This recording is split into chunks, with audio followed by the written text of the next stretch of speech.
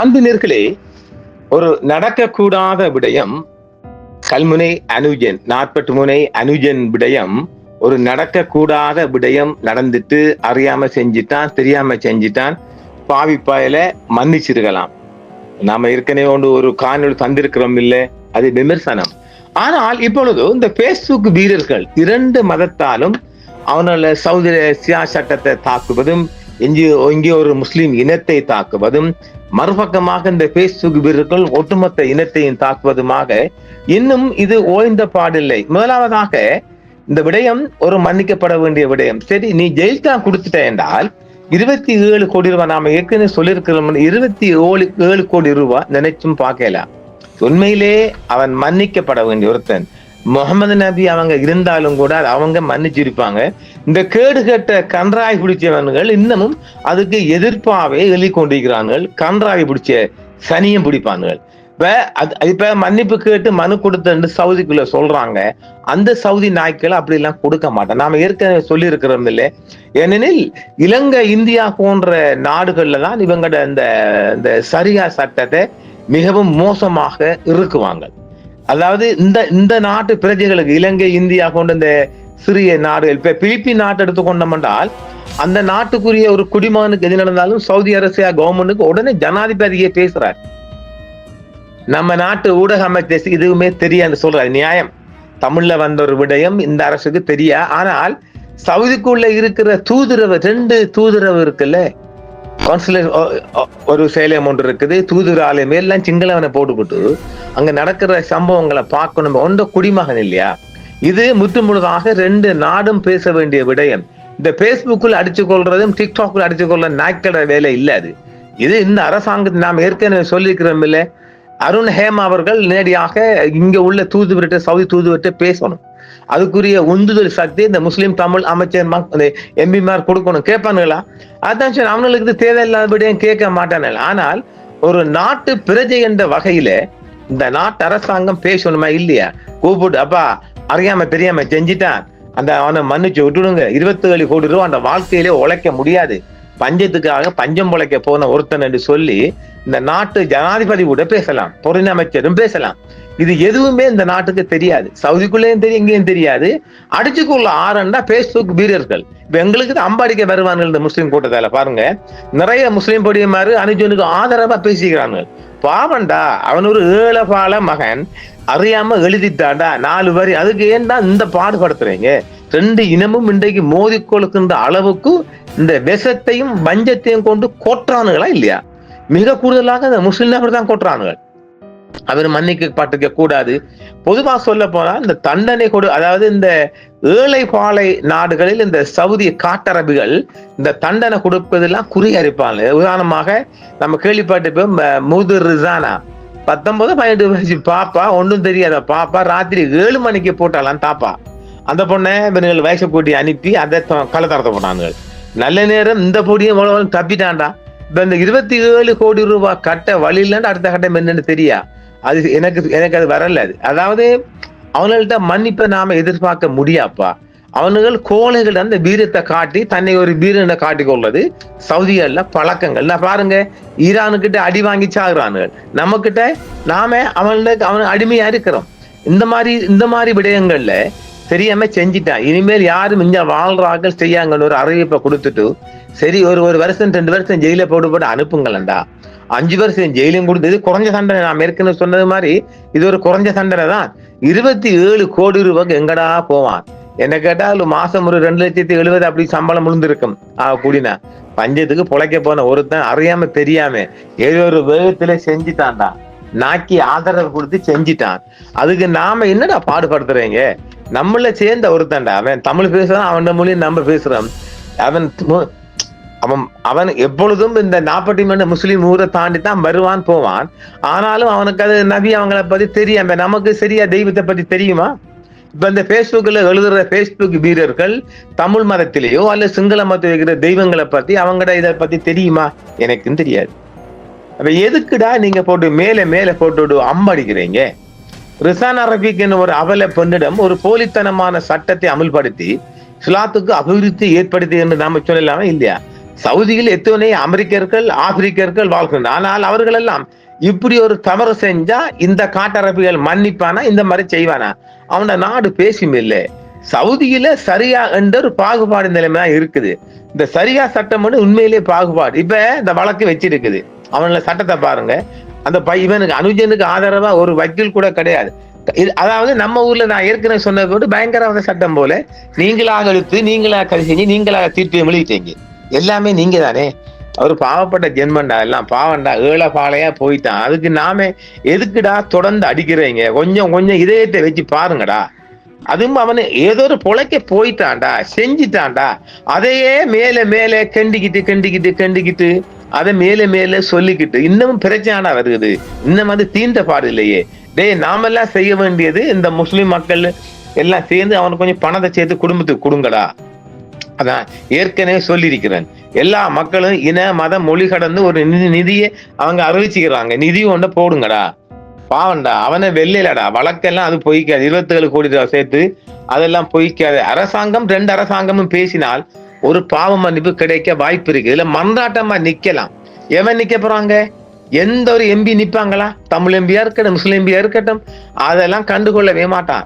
என்ன கேட்டா ஒரு எம்பி சவுதி இந்த இந்திய பங்கு அப்பாயின்மெண்ட் பற்றி போய் பேசிட்டு வரலாம்.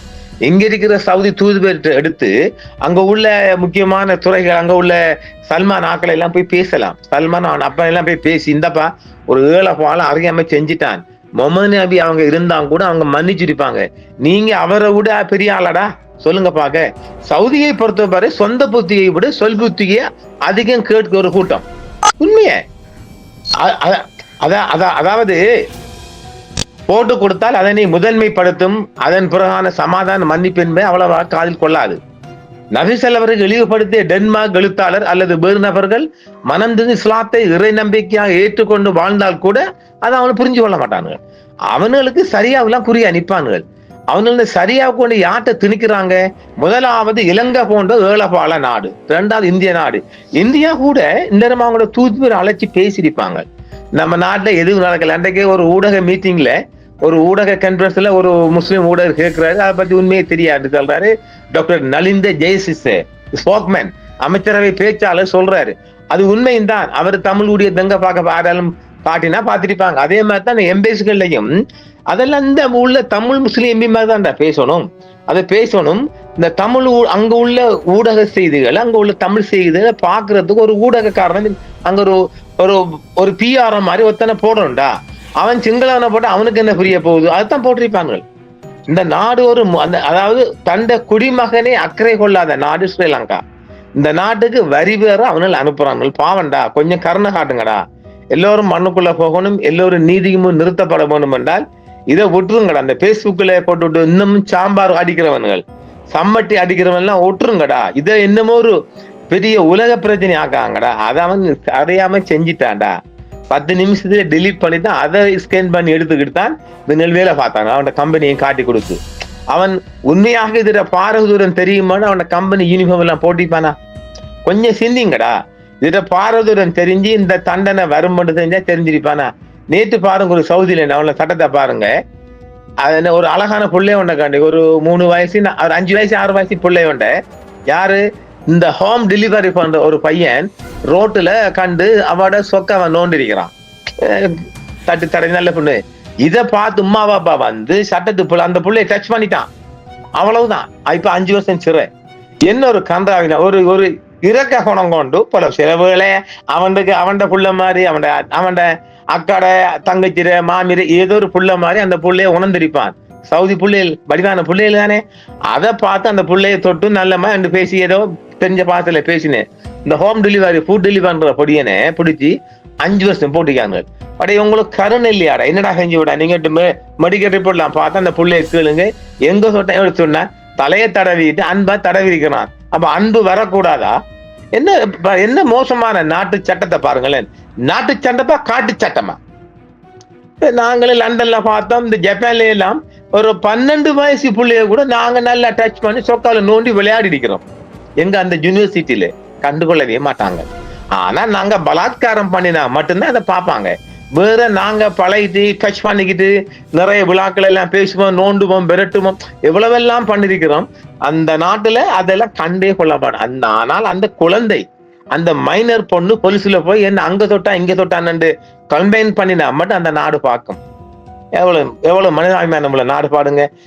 நான் நிறைய போட்டோ எல்லாம் பிடிச்சிருக்கிறேன். அது எல்லாம் தோல்ல தொட்ட மாதிரி அழகான குண்டு குண்டு புள்ளையிலானே.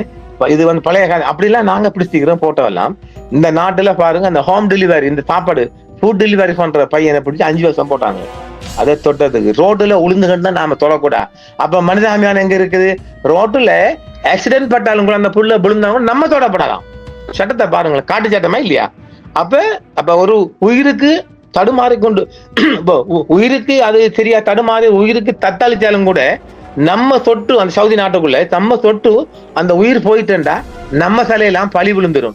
இதை இப்ப திடீர்னு எதிர்ச்சியாக சடன்லியாக யாராவது ஒருவர் எக்ஸிடென்ட் படக்குள்ள அவன் இந்த சட்டத்தை மறந்து அந்த புள்ளையை டச் பண்ணி தூக்கினால் அவன் மாட்டிக்கிட்டான்டா.